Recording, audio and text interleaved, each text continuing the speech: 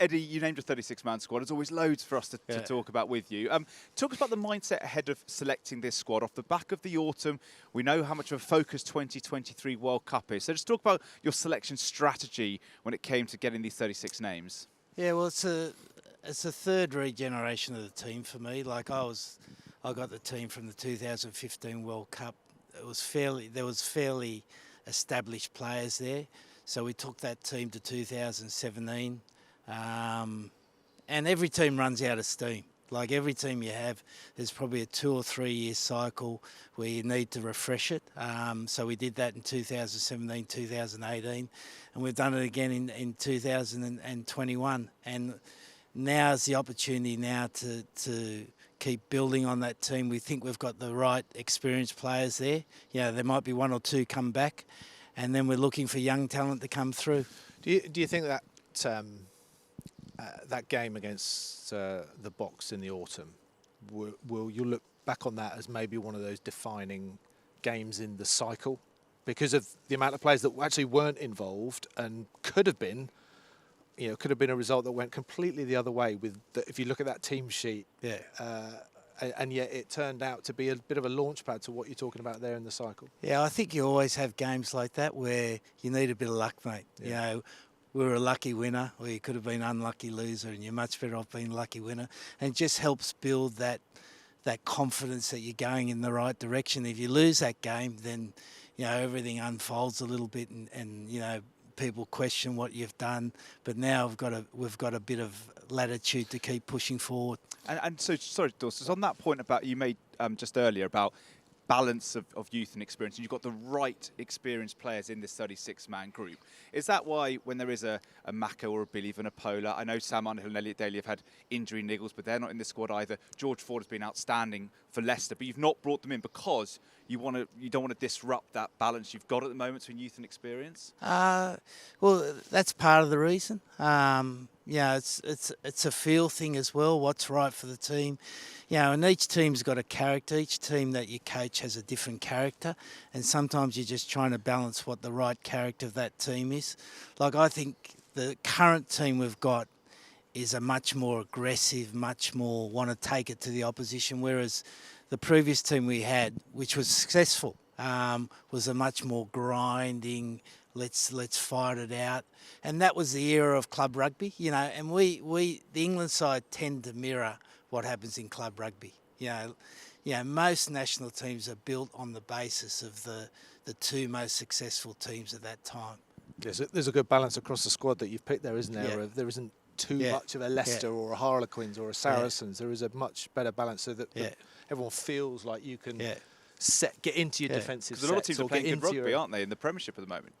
I mean, there's some incredible... and I suppose that was leading on to when you were just talking there, Eddie, around that sort of difference in the 2 cycles that you're going through. But do you feel these boys now have got a little bit more... I've got to be a little bit careful where I go here, but swagger. I've got a little bit more... we could do this. And I will put it in a bit of context is that I am, as a fan and as a former player, absolutely sick to death of England not being able to hold the favourites tag. It is doing my nutting. And yet, all of a sudden, I just feel there's a bit now. And I don't mean about being arrogant or, sledging other teams and individuals and all that stuff, but just a bit more swagger. Yeah, no, I think that's a fair point. And I think the younger players coming through now are more like that. And I think you see it in every sport now, like how attacking young players are, because everyone wants a fast game now. Everyone wants to see excitement. And the younger players in most sports, and I think, if you look at the cricket, I think that's the downfall of one of the English batsmen, isn't it? They want to attack too much, and there's always got to be a balance to that. But, I think you're right, mate. You mentioned senior players. No one is more... Ben Young's won more caps, but in terms of your ultimate senior player is your captain, Owen Farrell, who you've named as skipper today. To use a kind of cricketing analogy, Eddie, sometimes when a cricket captain is struggling, especially a batsman, there is the consideration to take away the captaincy, to let them concentrate on their own game. And with Owen, we've got a player who hasn't played since November, and by his admission, by your admission, hasn't been at his best for a year or 2. Was there a consideration to say, Owen, let's get you back fit and firing as the Owen Farrell, the player, and not worry about the captaincy as well? At the moment, he's the right guy for the job, mate. So there wasn't. And, you know, you talk about Marcus, he's going to be an important player for Marcus.